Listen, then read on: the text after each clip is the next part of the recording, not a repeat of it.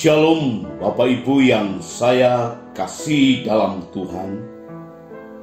Dalam kesempatan hari ini akan menyampaikan kebenaran firman Tuhan yang terkait dengan perayaan peringatan hari ulang tahun kemerdekaan Republik Indonesia yang ke-75.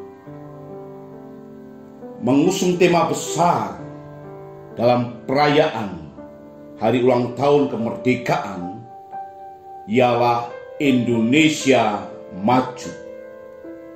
Indonesia Maju merupakan cita-cita yang tercantum dalam pembukaan Undang-Undang Dasar 1945 sebagai visi bangsa yang harus diperjuangkan dari waktu ke waktu untuk menempatkan Indonesia terus berada dalam barisan terdepan kemajuan peradaban dunia. Namun Bapak Ibu yang dikasihi Tuhan Yesus Kristus, sebelum kita berbicara lebih lanjut, kita kembali kepada bentuk daripada negara Indonesia.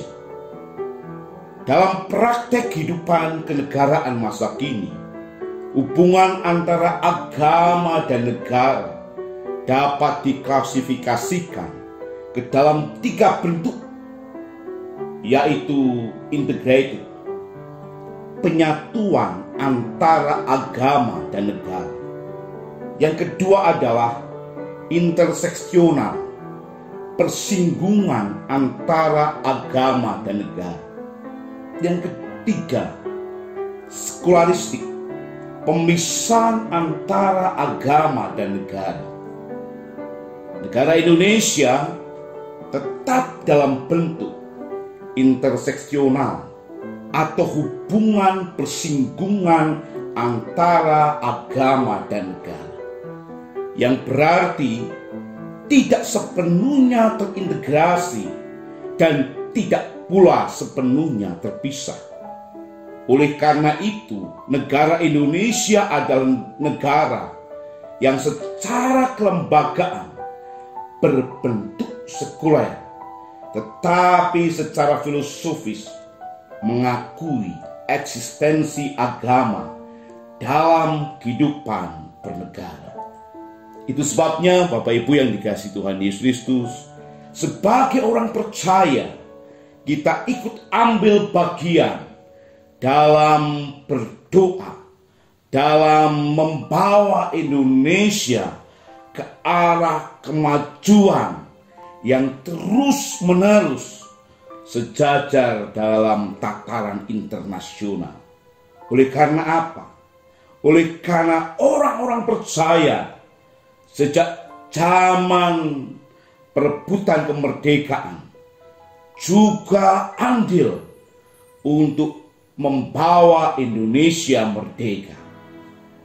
Kita ingat Agustinus Adi Sucipto, seorang pahlawan nasional dan seorang komodor udara Indonesia. Ia merupakan bapak penerbang Indonesia. Kita tahu Mr. Alexander Andreas Maramis adalah pejuang kemerdekaan Indonesia dan pahlawan nasional. Beliau pernah menjadi anggota Badan Penyelidik Usaha Persiapan Kemerdekaan Indonesia dan Komite Nasional Indonesia Pusat. Ia juga pernah menjadi Menteri Keuangan Indonesia dan merupakan orang yang menandatangani uang Republik Indonesia yang pertama kali. Kita ingat tentang Bernard William Lapian. Kita ingat tentang Cilik Riwut.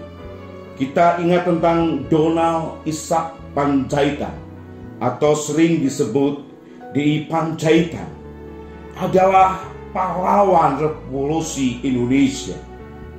Kita ingat tentang Ferdinand Lumban Tobing. Kita tahu tentang Profesor Dr. Insinyur Herman Johannes.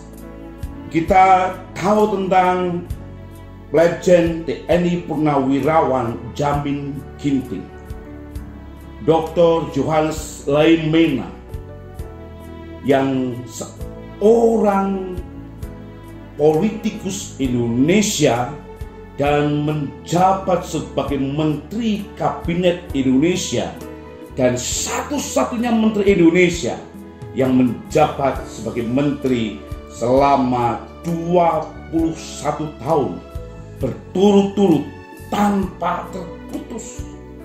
Kita juga tahu tentang Anjun Inspektur Polisi 2 Anumerta Karel Sansui Tubun, pahlawan Indonesia di mana terbunuh saat gerakan 30 September.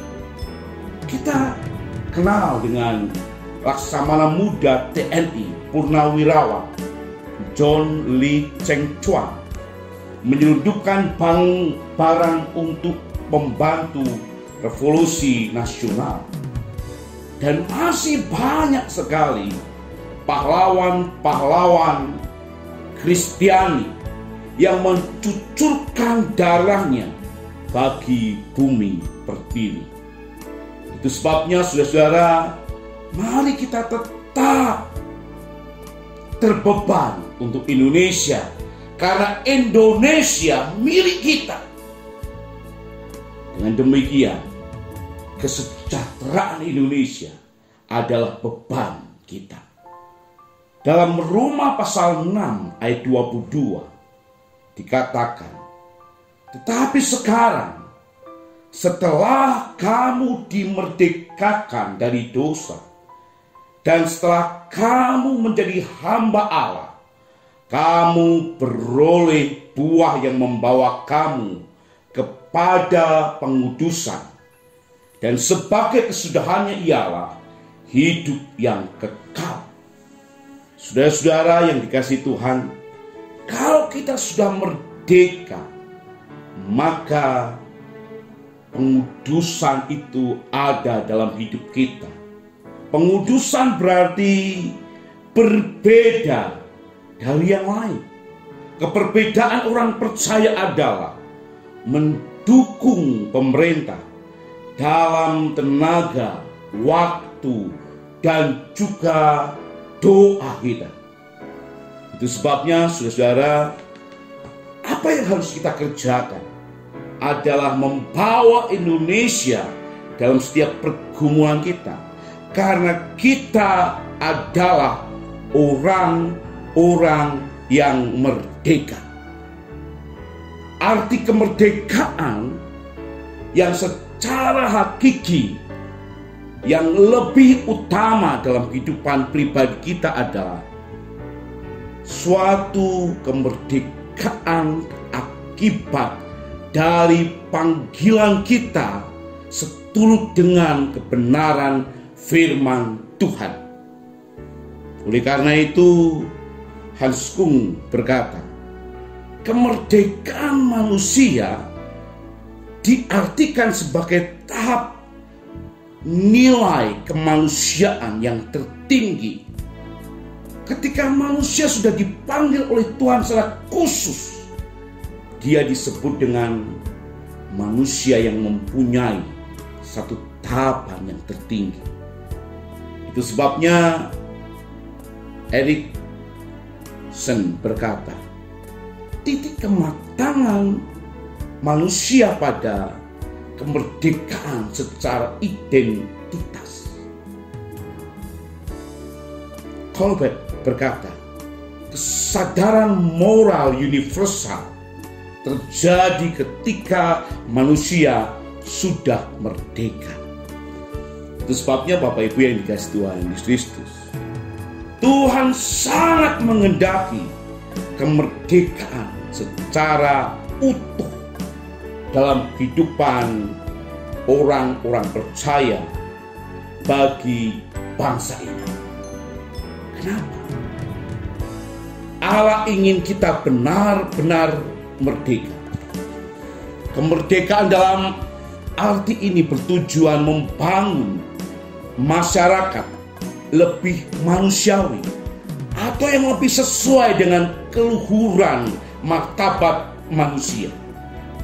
Allah ingin kita memahami tentang kemerdekaan yang sesungguhnya dan dapat bertindak sesuai dengan kemerdekaannya itu. Bapak Ibu yang dikasihi Tuhan Yesus Kristus, apa saja yang masih membuat kita tidak merdeka? Apa saja yang masih membuat kita menjadi hamba?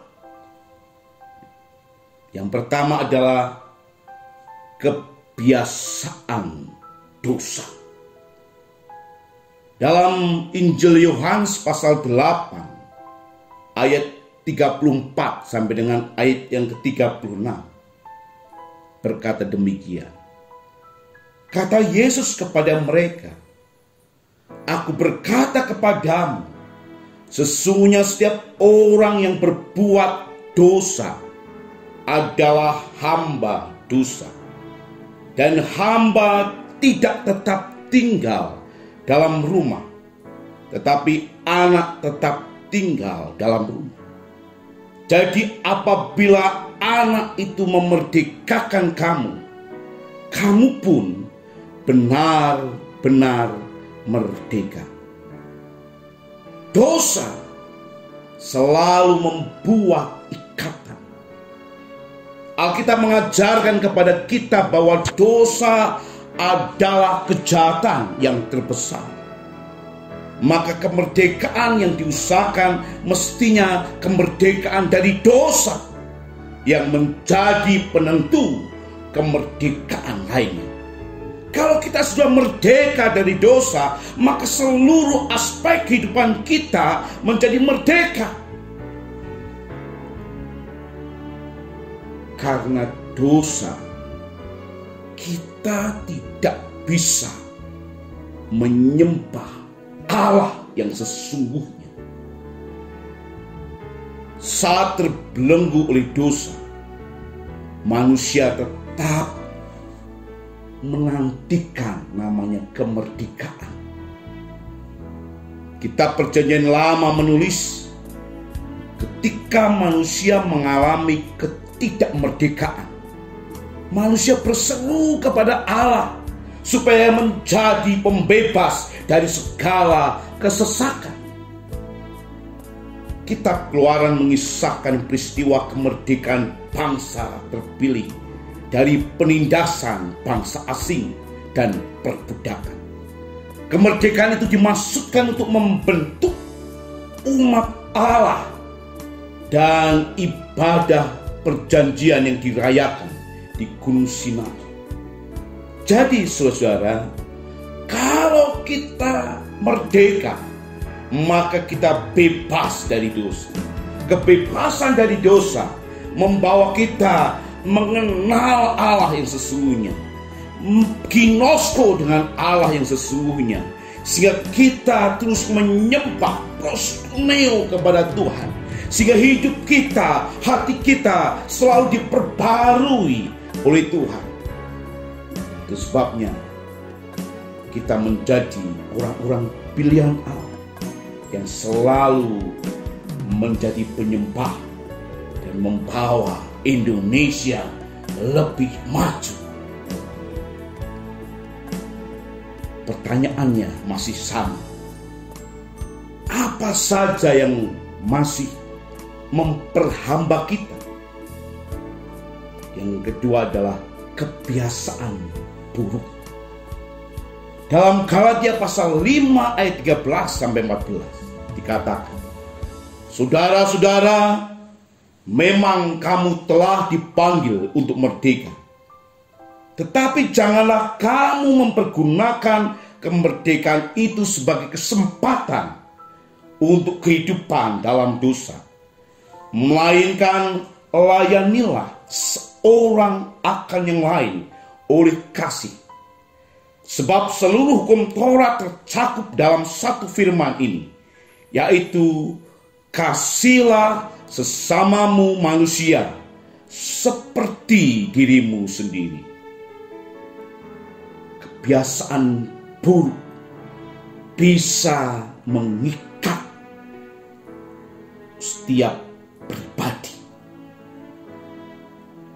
Sudah tahu bahwa Allah mengampuni dia, tapi tidak kuasa untuk lepas dari kebiasaan buruknya.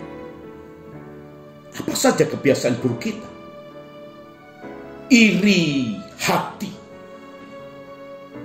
kecemburuan, sakit hati, dan mudah tersinggung. Hal-hal ini sering membuat orang tidak merasa benar-benar merdeka. Kenapa? Karena masih ada iri hati. Kita harus merdeka dari iri hati dan digantikan dengan kasih. Mengapa, saudara? Karena iri hati akan membuat kita bersikap buruk. Karena iri hati membuat kita ingin mengikuti orang lain. Karena iri hati kita bisa menyalahgunakan obat karena merasa stres dan depresi.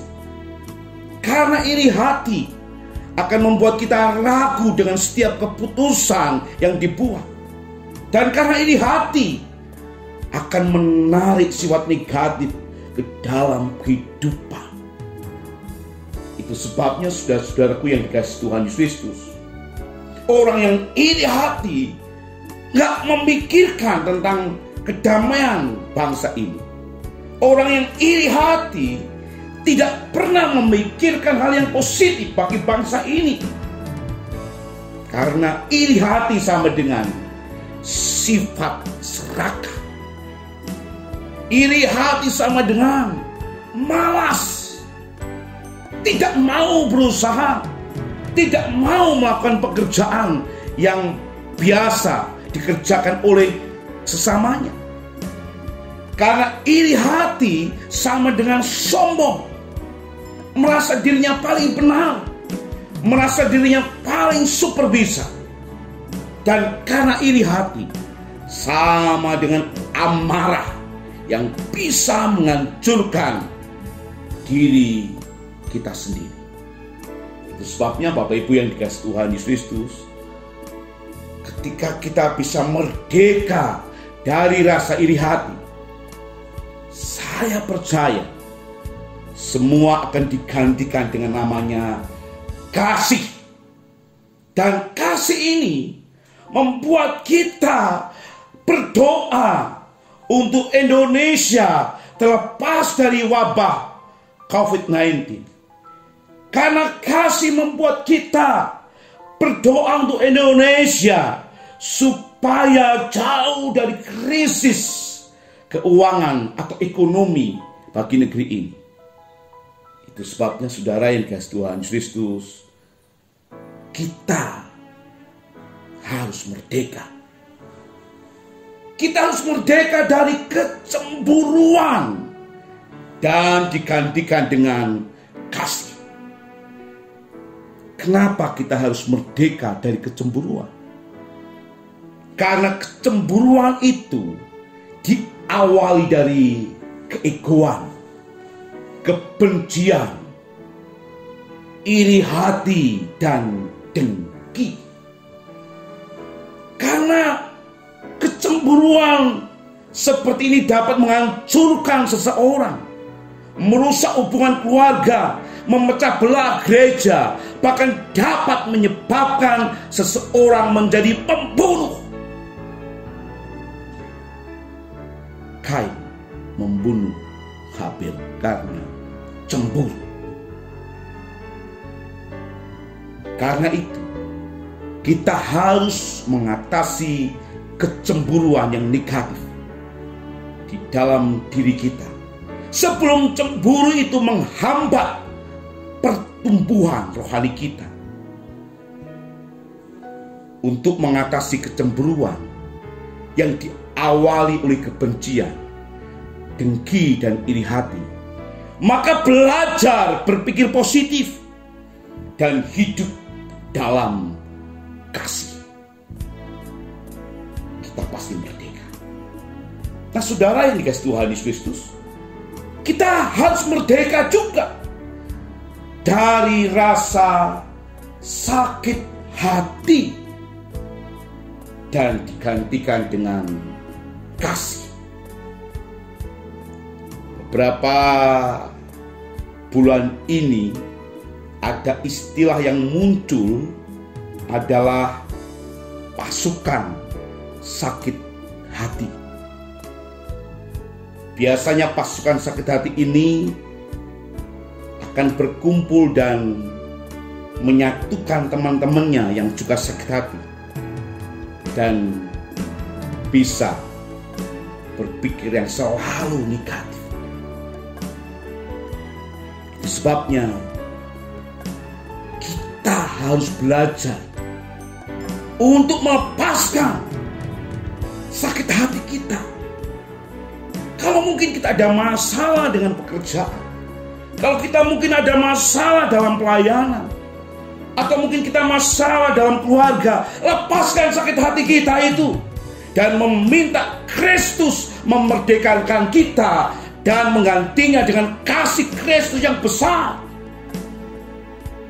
Kita juga harus merdeka dari kebiasaan buruk, yaitu mudah tersinggung, dan diganti dengan kasih. Bapak Ibu yang dikasihi Tuhan, sekarang masih dalam pertanyaan yang awal tadi. Apa saja yang masih memperhambat kita? Yang ketiga adalah perasaan yang tertuduh. Dalam 1 Petrus pasal 2 ayat 16 dikatakan, hiduplah sebagai orang merdeka. Dan bukan seperti mereka yang menyalahgunakan kemerdekaan itu untuk menyelubungi kejahatan mereka. Tetapi hiduplah sebagai hamba Allah. Saudara-saudara yang dikasihi Tuhan Yesus Kristus, kadang-kadang kita tidak bisa keluar dari potensi ini. Kita menyelubungi sesuatu kesalahan-kesalahan, dan akibatnya kita tidak bisa menjadi hamba yang sungguh-sungguh berkenan di hadapan Allah. Hari ini saya berkata, lepaskan perasaan yang tertuduh itu dan jadilah hamba Allah yang tunduk pada perintah Allah, yang terus-menerus ingin dekat dan menyukakan hati Allah, sehingga kita bebas dari perasaan yang tertuduh dan kita terus bertumbuh dalam kerohanian kita. Dan saya yakin, saudara, kita bisa berdoa untuk Indonesia karena kita adalah hamba-hamba yang dipilih oleh Tuhan untuk menjaga negeri ini, untuk membawa Indonesia terus maju dan diberkati oleh Tuhan. Sebagai penutup, saya katakan, apakah kita sungguh-sungguh sudah merdeka? Mari kita periksa 3 hal ini yang masih memperhamba kita. Yang pertama, kebiasaan dosa. Dan yang kedua, kebiasaan buruk. Dan yang ketiga, perasaan yang tertuduh. Kalau kita bisa terbebas dari ketiga hal ini, saya yakin saudara sudah merdeka secara pribadi dan saudara bisa menjadi berkat bagi bangsa ini. Dan kita diberkati oleh Tuhan oleh karena kita memberkati bangsa ini. Amin. Kita berdoa. Tuhan Yesus Kristus, kami bersyukur Tuhan memberkati kami, sehingga kami boleh terus terbeban untuk kesejahteraan Indonesia. Berkati pemerintah Indonesia, berkati untuk wabah virus Corona 19 ini, supaya cepat hilang dan Indonesia sungguh-sungguh terus maju dan ekonomi terus bergerak, dan akhirnya Indonesia terus terbebas dari segala tuduhan-tuduhan yang negatif. Berkati Indonesia Tuhan, supaya semakin maju. Di dalam nama Tuhan Yesus Kristus kami berdoa. Amin. Tuhan memberkati kita semua. Shalom.